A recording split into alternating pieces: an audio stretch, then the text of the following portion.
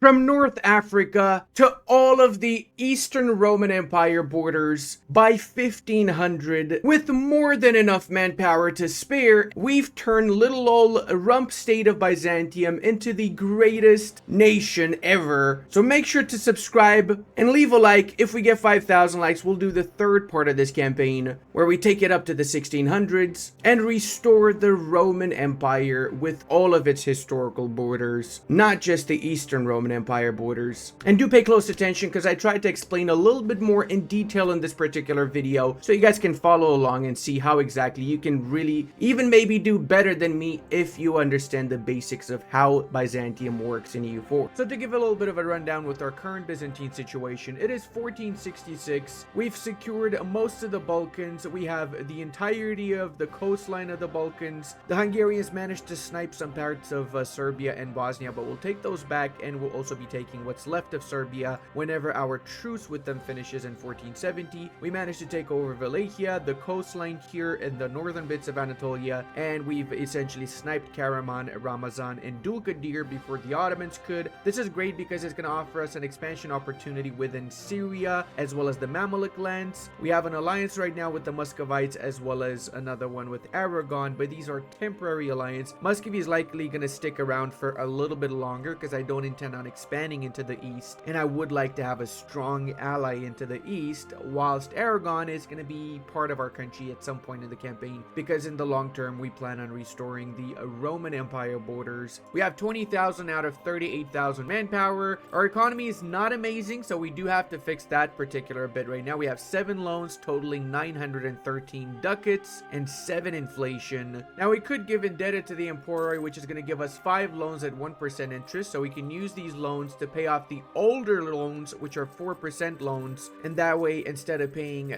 3 ducats flat for our loans, we pay 0.8 ducats. So instead of losing 11, we lose 9. We can also cut down on the corruption expenses and so on, so it's not as bad as it seems, and it can even get better if we delete some of the fortifications that we don't need. But most of the money is actually going to come from expansion, because we will be quite aggressive in this campaign. Now we also have a few subjects, Theodora, Ragusa, and Bulgaria, which is a hereditary pronoiar, a unique type of subject to the Byzantines. The way that this works is whenever we retract the right to inheritance for the Bulgarians and their leader dies, then the entire nation becomes an integral part of our country. We integrated without having to waste any diplo points. It is one of the most overpowered types of subjects in the game, in my opinion, and we're definitely going to be abusing the schnapps out of that mechanic. Aggressive expansion wise, we don't really have too much of it. We have close to 50 with the Mamluks, but it's not going to be any issue because we're going to be getting a truce with the Mamluks after we attack them in a few moments. The Hungarians also have a little bit of aggressive expansion, as we have expanded into Catholic lands when we took over Venetian provinces. So we'll be playing this fairly safe. We're going to be dodging aggressive expansion coalitions by attacking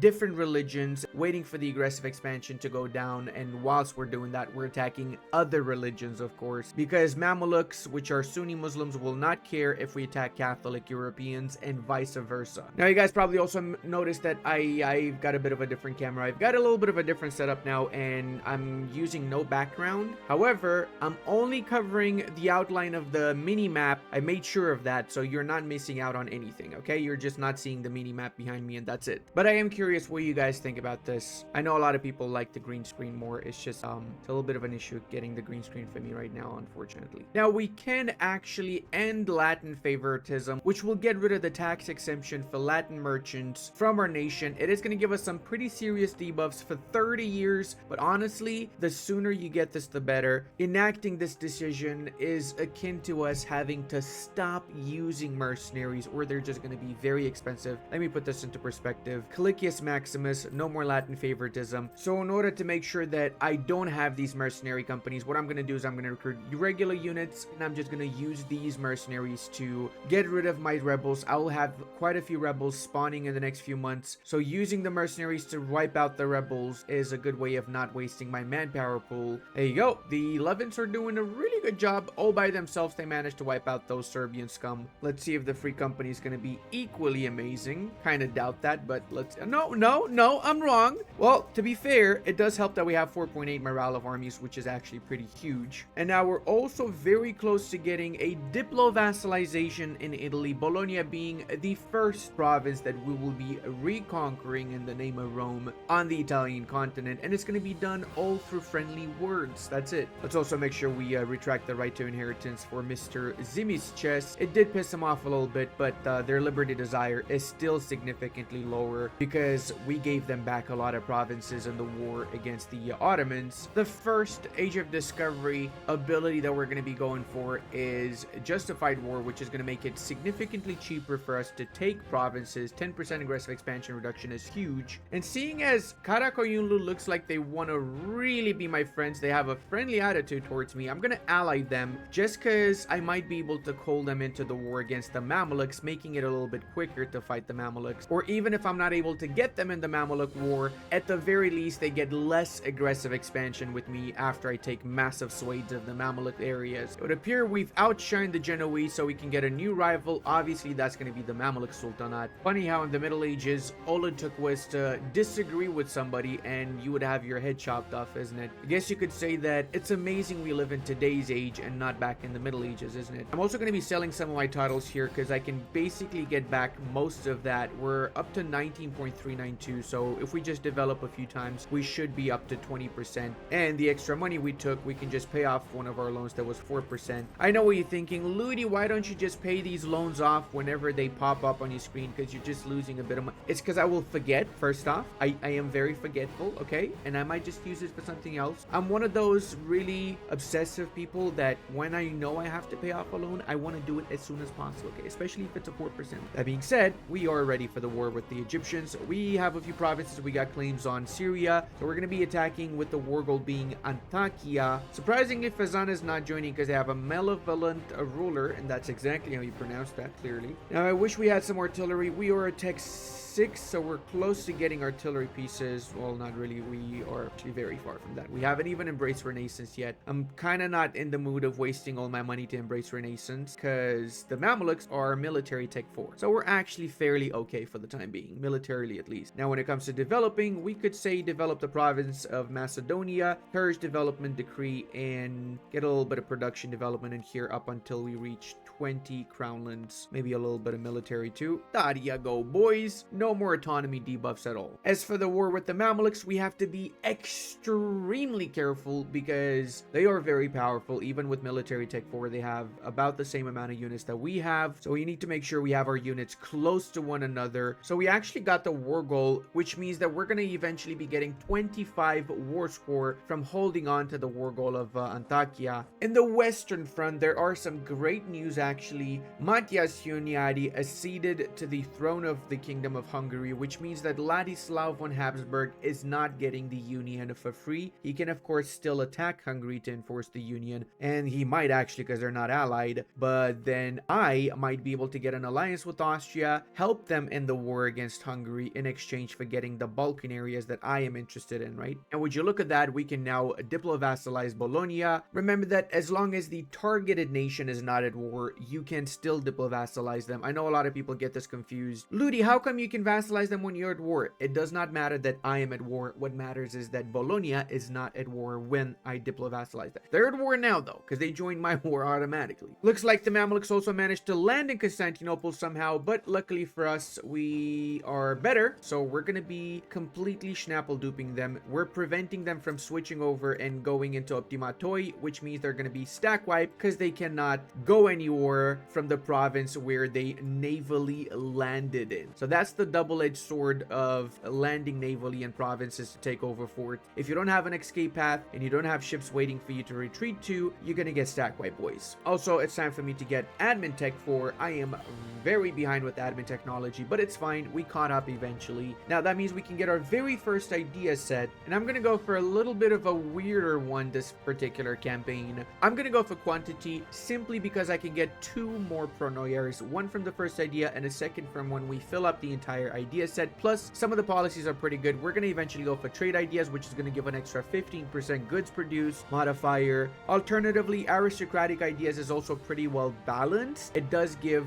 1 extra pronoyer as well as 1 extra diplomat, which is honestly very good. Or we're going to get a lot of extra diplomats from diplomatic ideas, which is likely going to be our second idea to choose. Plus, I also just want to go back to my origins of quantity ideas in every single video because I haven't really been going quantity ideas in a really long time, honestly. And look at that. The first thing that happened is we went up to 54,000 maximum manpower, which is insane. It basically means we never need to worry about soldiers for the rest of the campaign now. Come on, Mamelukes. Cannot run away from me, brother. It's Jover. I have the high ground. And looks. Let me guess. Karakoyulu wants to join now. Of course they do, buddy boy. No, it's too over, sir. All right, well, I think I pretty much crushed the spirit and the souls of the Mamelukes, and I can take whatever I want. I'm gonna take all of the coastline to the northern bits of the Mamelukes, plus I'm gonna take, as I said earlier, Antioch, and a little bit of money on the side too. How much can I take? Can I take 150? I can, okay. Aggressive expansion-wise, it's really nobody. It's just the Mamelukes and the Ottomans, so I really don't give a single schnaps. Casualties-wise, it was fairly even out, but I think I lost most of my units to attrition more than anything else. And the reason I did this particular deal and I didn't take too much from the Syrian bits is because Syria is in the process of getting integrated. So once they integrate Syria, what's going to happen is I will release Syria and attack them for their cores afterward. So I take a lot less aggressive expansion from the second war against the Mamluk. That's just big brains. You got to think about these things 5 steps ahead of time before they even happen. So now we're going to be concentrating development in the lands that we took from the Egyptians because we want to make it cheaper to core up. And of course, we're also going to be firing the mercenary companies that were super loyal to us this whole time. Yes, that's right. I do not value mercenaries anymore. In fact, I'm going to be replacing the last one too, the Free Company, after they unsiege all of the lands that are currently taken by rebels. Oh, look at that. We get 20 patriarchal authority and 50 diplomacy from taking Antioch. Oh, wow. That is so cool. And it also gets renamed to Antiochia. I'm going to be recruiting as many infantry units as it takes me to get up to max land force limit, since we're going to need 1 European and 1 African contingent, I guess I could say now, or Middle Eastern one. And Iskandria is also renamed to Alexandria, the original name. I mean, Iskandria is technically the Arabicized version of Alexandria, right? And for the very first time, we actually have a positive balance. It's actually going to get even better after we delete this army here. Let's see how much we're going to be getting. We got 2.5 ducats from deleting the mercenaries.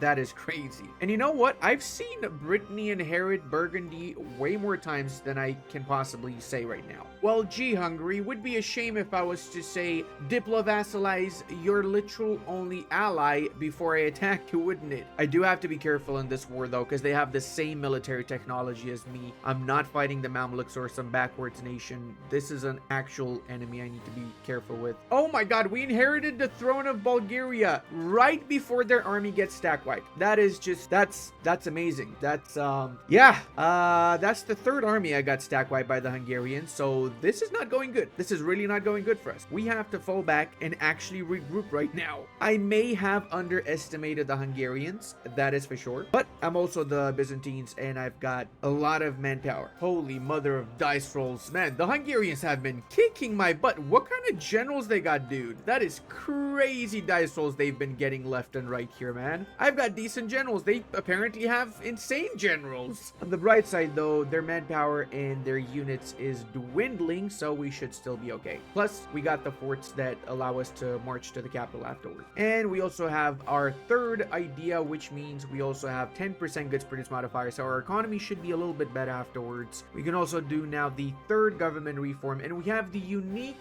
Byzantine restore the master of offices government reform, which reduces autonomy per level of statesman advisor by 0.01 monthly. That is actually pretty good. It also makes our advisors 15% cheaper as long as they are orthodox, which they are, of course. Now we're also able to do a tarnished state, which gives for 20 years some goods produced in national manpower, and it leads down to some more missions that are actually pretty OP, including a map color change to the Royal Imperial Roman purple color that we all deeply down desire. To get an idea of what the economy looks like now, we're gaining 6 ducats just from a couple of missions and goods modifiers, which goes to show that this mission tree is honestly kind of OP once you start getting it going. Okay, so now we're just chasing down what's left of the Hungarian boys. Why do Poles attack the Hungarians every time after I wipe out the army? Why don't they do it before I wipe out the army? Huh? How about you actually put some work in Poland and not just go in and swoop in and take what is not even yours, okay? This this is rightful Byzantine play. I'm saying it right now, right? It's mine. Oh, it's not even only Poland, it's Bohemia too. Coalition is surprisingly very few nations that give a schnaps. In fact, it's none of the Europeans that give a schnaps about me taking Hungary, apparently. Except Celia, good old friendly neighborhood Celia, right? Oh, it's the holy trifecta, guys. Austria also attacked Hungary. Literally every single one of their neighbors is attacking them right now. Also going to be starting my golden era. Around 1480s, 1490s is my personal favorite moment to start the golden era, as I'm going to be needing my mana points for a lot of things to expand early on in this phase. Sagla is going to be the target, and we're going to call in Karakoyunlu, which should help us out against a jam. Guess you could say they're going to help us get out of a jam.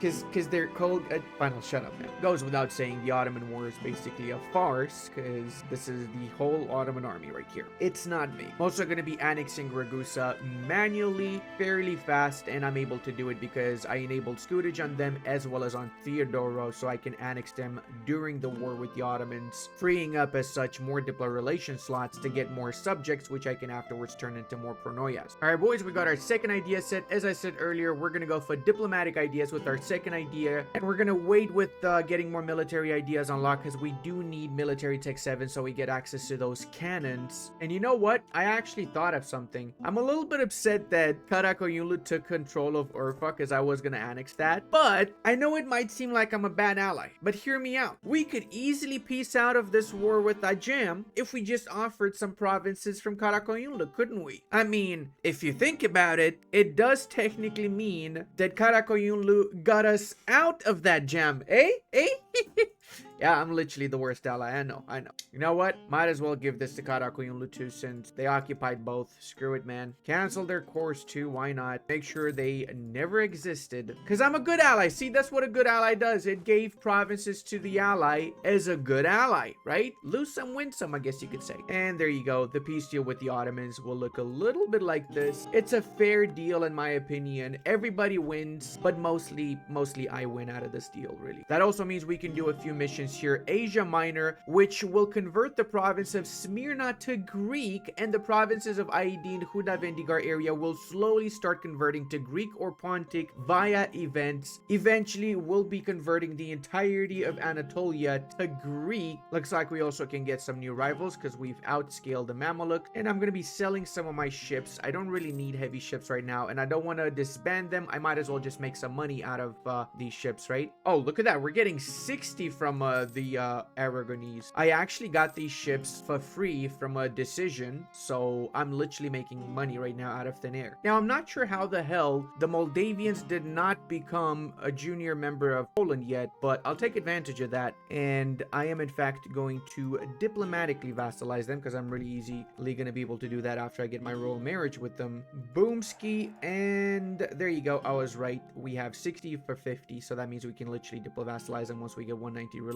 Honestly, I did not need Moldova, but I just took it because I don't want Poland to have it, because Poland's now my rival. Okay, so now that we have artillery, we're going to make sure we have at least 4 artillery pieces in each of our main armies. We have 3 armies right now, 1 in the Balkans, 1 in North Africa, and 1 in Anatolia. They're going to eventually grow bigger and bigger, and we're going to be using them on 3 separate fronts, of course. Karakoyunlu also canceled the alliance with us. I have no idea why. I have only been such a great ally, but whatever the case. We also managed to get up to 41 development in Constantinople, and we upgraded our building to a trade depot from a marketplace with the promotion of the Emporoi. It really will allow us to be able to field all of these artillery pieces for all of the armies. And we also can do economic independence, which means giving out the indebted to the Emporoi privilege is not going to take away mercantilism from now on, and we get trade efficiency for 15 years plus 10%. Oh my freaking god. Trebizond was like so close to becoming our vassal, and Georgia diplomatically vassalized them. I am so mad right now. This is crazy. Georgia has some massive bowls, bro. What? Yeah, Georgia. How do I put this? You're gonna be disappearing very soon. And speaking of spring cleaning, we also need to clean up what's left of the Serbian realms, as well as let's see what the situation is with the Hungarians. So apparently they made peace with the Poles and the Bohemians, and they're still in a war with Austria, which, surprised they haven't lost it yet. What is going on here? Why Why is Austria not full throttling through their land? Oh, we can do triumph for the Asia Minor coast, and we get 10 prestige and army tradition. What's our army tradition looking like? 99.1. Yep, that's a pretty decent amount. Looks like it's also GG's for the Serbian army. It was nice knowing you. To make sure we have all the cannons in the province, which we were actually sieging down. And look at that, boys. Opsikion has become Greek culture, the first one to convert back to Greek. It is still Sunni though, so we have to change it from Sunni to Orthodox. And it's also time to attack the Moroccans and the Tunisians. I am going to call in Aragon just so I make my life a little bit easier, because I'm sure Aragon also has a little bit of a beef to pick with the Tunisians. With the sudden disappearance of Serbia, we can all do Vengeance at Bar. So we have two options: Years of Separatism for 30 years -5 and core creation cost reduction, or Aggressive Expansion Impact. I don't give a schnaps about aggressive expansion. I'm going to take the core creation cost reduction. That is freaking huge. So it means we can basically pay less admin to core up provinces. Honestly, that's one of my biggest issues. Right now, I basically don't have many actual, half of my country is not actual full state. They are a little bit expensive, let's say. So making full states out of everything is kind of impossible. I'm trying to only make full states out of the provinces that I really want to make full states out of, and use up my admin points a little bit more wisely in this campaign, because we're going to need a lot of admin points here, boys. But hey, with the Vengeance of Bar, we also got claims on the southern tip of Austria, as well as the one state we still need from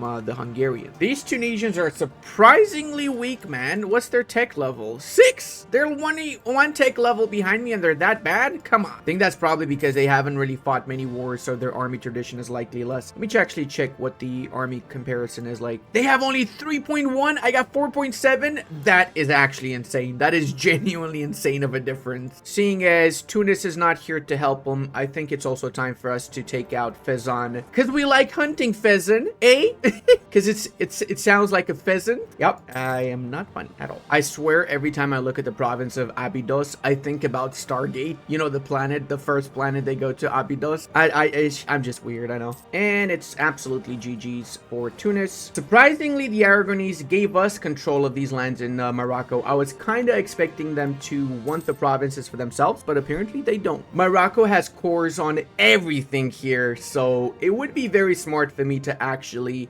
vassalize Morocco rather than killing them. Make sure we keep all of those juicy cores, and that is it.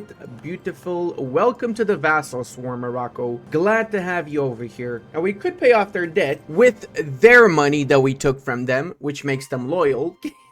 That's just next level keckerism right there. If you're thinking, Ludi, keckerism is not a real word. Well, if you're so good with words, name all of them. Yeah, I didn't think so, buddy. Hey guys, can you find pheasant? Where's pheasant? It's gone. I'm actually gonna take a little bit of money from the Tunisians too, not just the provinces, because I've got quite a lot of overextension right now, so I'm gonna be taking a slight bit of a chill pill for a tiny bit of period. Not gonna do as much expansion, so I can wait for my admin to catch up a bit. It's also time that we release Syria and we use them to reconquer their cores in the Mamluk lands. Far too long have these Mamluks stood in the way of our greatness. Oh, now we're talking, baby. We got courthouses, we got regimental camps, and we are basically 14 years ahead of time with our technology for admin and military. So we're doing pretty good, I'd say. We're also on the -12 war score because we didn't take our core in Halab. So I've been busy sieging down the entirety of Mamluks, and the Mamluks have only had one goal: destroy my Anatolian holdings. I do believe it's also time for Chandar to become a full integral part of our society, as this breakaway Beylik truly just wants to be Roman again. I know. I've gone into the mind of the Chandari, and they told me personally, okay? Also, just saying, I think Chandar is known in modern Turkey for having some of the best sweets. I might be wrong about that. Let me know in the comment section, Turkish peeps, because I think Chandari sweets are very popular in my country, at least where I'm from. And when it comes to Turkish sweets, Turkish delights, that is. Of course, I also have 1,000 rebels destroying the western half of my empire. Why wouldn't I? Classic Roman moment. I feel like I'm not going to be able to take the third Chandari province because it's occupied by Georgia, so I'm just going to go ahead and I'm going to peace them out with this particular peace deal. Can also cancel their core this way, and it's actually okay with me. I'm fairly confident the Georgians can win against Chandar and Gazi Comuns, right? Surely Georgia Georgia is not going to lose that, considering half of their country's occupied. I just realized their country's occupied. They might actually lose this, and I might end up with having to fight Chandar again if they win. That is not great. I'm sorry, what the hell is Hormuz doing in Moldova, and how do they even have 17,000 units? Like, what? Now, seeing as all of our units are here already, we might as well just attack Tafilalt to take back the cores of our rightful Moroccan heir. Set up, I don't know, Marrakesh as the war target, and let's attack, yes, Maximus. Look at all these juicy cores, guys. Look at this. This is just amazing. Bro, I freaking called it, I swear. Chandar is still alive, guys, and it's apparently in Georgia now. Now, with the conquest of Cyprus, I'm fairly confident we can do our peace deal. Very important, though, before we do said peace deal, we need to make sure we get Syria below 15 Liberty Desire, because we want to land a Pronoyar in here. If we land a Pronoyar after we do the peace deal, they're going to be above 100 development, so we're not going to be able to land a Pronoyar anymore. So we're basically giving back all the lands to the Syrians. We're taking Cyprus for ourselves, and we're taking a little bit of money too. Aggressive expansion is basically nobody, because we've been reconquering cores for our vassals. We've been really managing our aggressive expansion pretty well. Right now, there's not even any possible coalitions to form against us. And we can also retract the right to inheritance, and they're still loyal. Look at that, because we've got minus 97% Liberty Desire from having given back their provinces to the Syrians. Wait a second. Karakoyunlu only has 9,000 units. Well. If it isn't time for us to expand our eastern borders.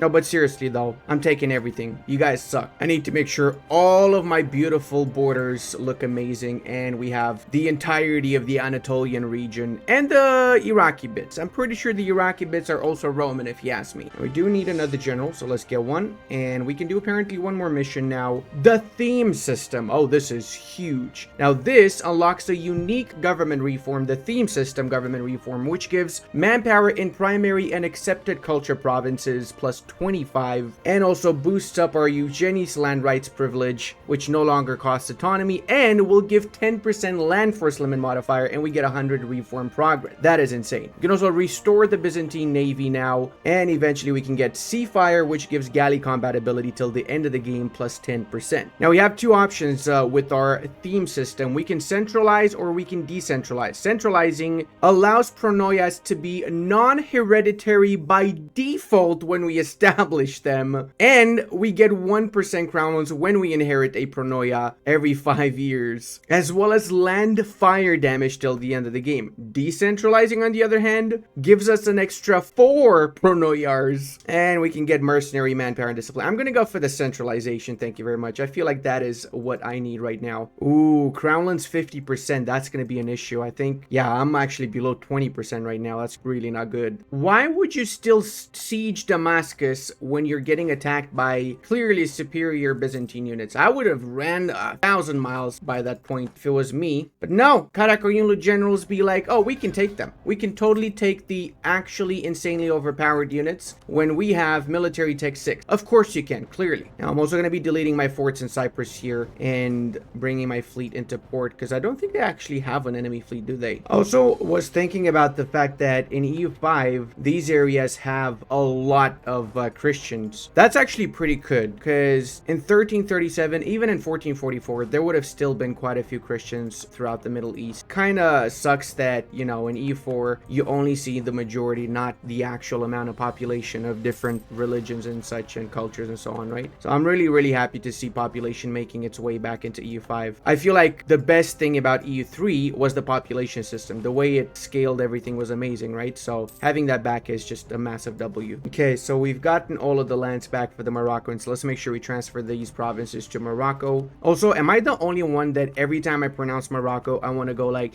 Morocco?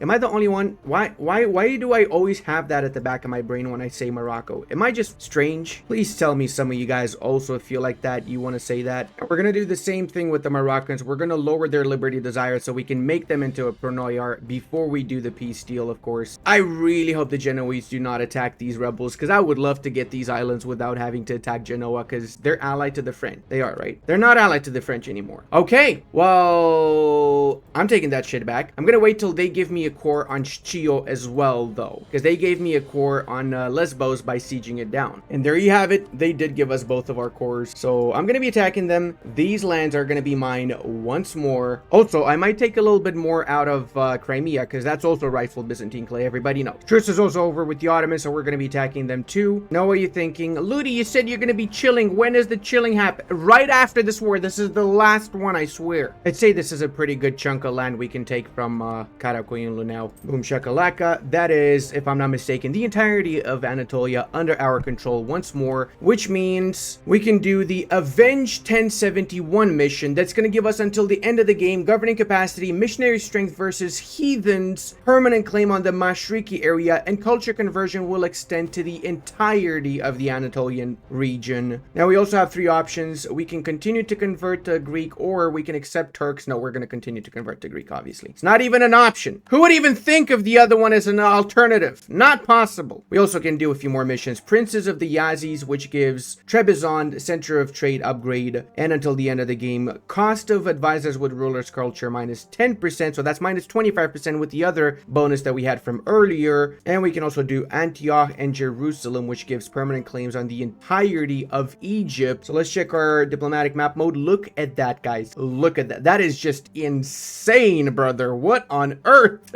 And we are at 95 overextension, so we probably should chill a little bit, I'd say. And seeing as we have so much extra admin, it's time to make full cores out of our Balkan holdings. Wait, why am I at war with what? The Great Horde made Genoa a subject? They made him a vassal. Oh my god. How is that even possible? How? Does Genoa not have land? And they do not have lands in Italy. Oh my god. Okay, the plot has thickened, guys. The plot has actually thickened. Also seems like Cork is where we've got feudalism spawned in, so it means that the English are likely a massive colonial empire, and we just never knew about it. Also, Portugal is cut in half by their friendly neighborhood Castilians. Oh, Georgia is also a vassal of the Great Horde. It looks like the Great Horde has been doing pretty good for themselves. I am gonna have to wipe them out from the face of the planet, though, no matter how good they've been doing for themselves. One thing I definitely noticed is that no matter what war I have, the land that always gets sieged down is Moldova. Always. Actually, always. Which I have to say is actually pretty accurate for us. Ooh, this is a great event. Radical reforms, 200 of admin and diplo power. And if we really want to cheese us, we could just fire these guys temporarily, get the power points, and then hire them back. Okay, we've pieced out Ajam, which means that we can probably piece out the Ottomans. Let's go, baby. 139, 122, and coalition literally doesn't matter because nobody cares about the Ottomans disappearing. Look at that. The Ottomans are gone. The world is safe once more, boys. We fixed all the world's problems, clearly. Except the fact that freaking sieges still go up to 64% for me. Because why wouldn't they, right? Also, I've been getting a ton of these culture conversion events. So, are you serious? Again, it didn't go up from 64. Come on, man. I'm tired of that. Please, full. But yeah, let me check how many provinces are Greek now, because I've been getting a lot of these events. So we got quite a few extra Greek, Pontic, and even the very first Cappadocian Greek province is here. There you go, boys. The province of Lesbos has defected to us. We didn't even need to declare the war, but I kind of declared the war just to make sure that in case they want to unsiege these provinces, they cannot, right? And Chios also follows right after. Officially, all of the historical Eastern Roman Empire borders are now ours. And we also got the 8,000 rebels. That also became ours too. Cool. That means we can do a Repulse the Republic's missions, which gives us a little bit of tax development. With the siege of the last fortification they've got here, we should be able to get what we want. We apparently cannot. How about if we just take the coastline? Would that work? It looks like that might actually work. You know what? I'm actually fine with that. Let's just take this. We'll take the rest of the provinces in the next war against them. We have bigger fish to fry, and we actually do need to be at peace for a few years here to regroup our units, redo our army composition, and just get ready for the next expansion phase, which is going to be what's left of North Africa, as well as start going into Castile. Okay, see, now that just makes me confused, because I was going to attack you guys. Maybe I can use you against the French, because the French managed to grab a union over Naples, and I'd like to take Naples from them. So yeah, maybe I'll get the alliance with the Castilians temporarily, use them against the French, and then attack the Castilians after. See? Change of plans, always as great to mold yourself on whatever RNG you get. It would appear the Western Europeans are not as united as you would imagine. The Protestant Reformation has triggered, and this is when things are going to get really juicy, because I can play the Europeans against one another now. And check it out, way more provinces are now Greek and Cappadocian within Anatolia than before. I feel like the rate at which this is converting to Greek and Anatolian and Cappadocian is way faster than previous patches, but maybe it's just my imagination. I am going to finish it off here. I hope you guys enjoyed the second part of the Byzantine campaign. I would love to continue this. This is honestly one of my favorite games so far since I got back into playing EU4. And if we get 5,000 likes on this video, we'll do the third part where we take it all the way up to the 1600, restoring the Roman Empire in its full glory.